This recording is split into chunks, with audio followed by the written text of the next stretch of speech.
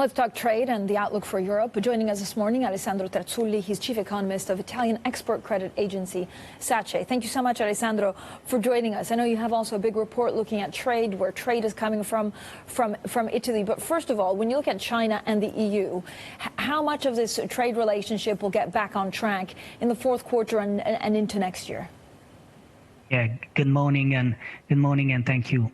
Well, of course, China is becoming ever more such an important player, and Europe is always trying to play a more important role in getting all the main players back at the multilateral table.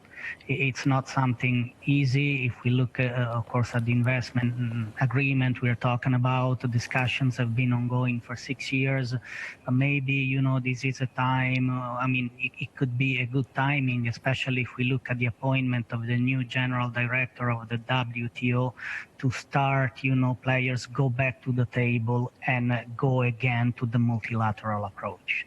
This is not only important, of course, for Italy, as Italy is an export-led economy, an important player in the export arena. It's helpful in general for the global world, with the benefit over the medium-long term to the United States and China themselves as well.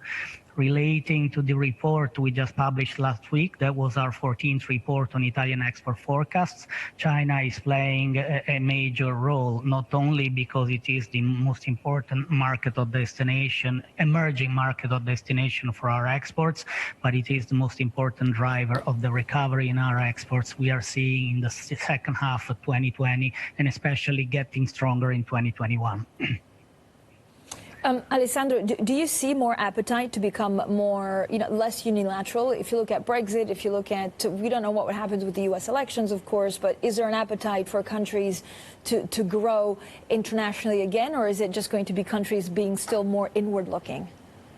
Well, I see opportunities at this stage, but of course you're right when you say that it is not going to be that simple. There is also, opportunities, but there is always some threats. And the elections in the U.S. will be really very important from this point of view. Under Mr. Trump win, we know, of course, what the approach will be, even though we cannot rule out things may change a little bit. Of course, under a democratic rule, the United States could go back to the table. Of course, I'm not saying that in 1 day or 2 months, everyone, all the players will go back to the tables and problems will be solved.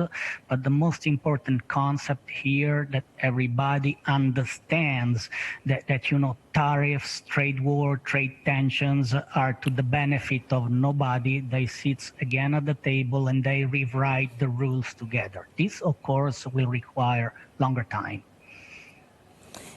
Meaning that if we have maybe President Trump for a fourth term, we're going to see more tariffs and more trade tensions because this administration thinks it works. I mean, if you look at the economy of things, Alessandro, do you still see big leaders across G7, countries wanting to impose tariffs because, they think that it works for their country? Well, actually, my point of view is that tariffs don't work, of course. But and I think that the U.S. administration, when they started at the beginning of 2017, with the threats of tariffs, they knew pretty well that for sure they don't work over the medium-long term. I'm quite sure that they knew they don't work either over the short term. But, that was a political message they wanted to give under the America First slogan, of course, that they had promised on their campaign. And now, of course, the pandemic hit, the pandemic shock, and then, of course, the American elections are putting a little bit aside the trade tensions. But, if Trump had to win again, we cannot rule out, of course, that there will be more tensions, even though, of course, the facts are proving that it is not worth, following that approach. Do you believe, Alessandro, that Italy has a privileged relationship with China compared to other EU countries? Do you mean Italy? Italy, yes.